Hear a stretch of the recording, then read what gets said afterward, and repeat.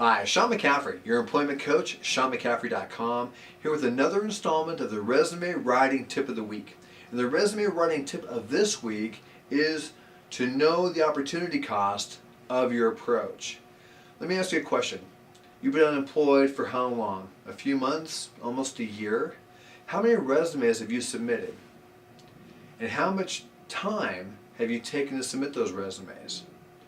Let's put it in perspective. If you have submitted 500 resumes and it takes approximately 30 minutes for each to apply for each position, that's over 15,000 minutes.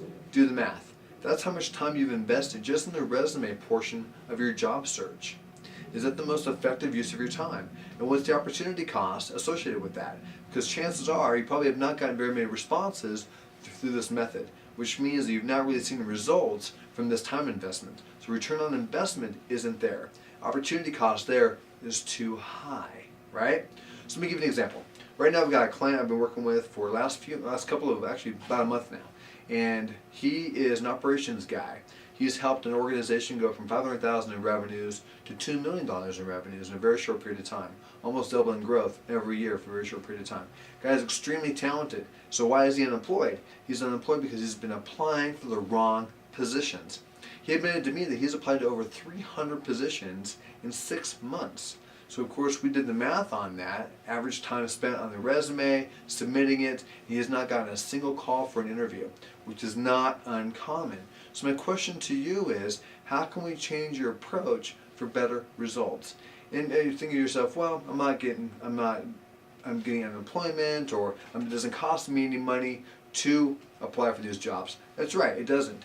However, what about the intangible costs? If there are no tangible costs, there are still intangible costs, which means your time. If you were to spend half that time networking, half that time being more selective and researching companies, putting yourself in position to make a connection and build a relationship, how much further along would you be? And aside from that, what has this done to your confidence? That's probably most important. His confidence has been shaken a little bit. He knows he was an A player, but the more rejections he's getting, the less confidence he has. And the same is probably applying to you. So by applying for the wrong positions, you're doing two things. Number one, you're not doing the right thing, which is put yourself in the right position. And number two, you're without even realizing it, you're sabotaging your confidence. So the recommendation is to be more selective, try and find those positions that are more right for your skill set, put yourself in position to get the opportunity. And I've got a lot more information for this on my blog at SeanMcCaffrey.com.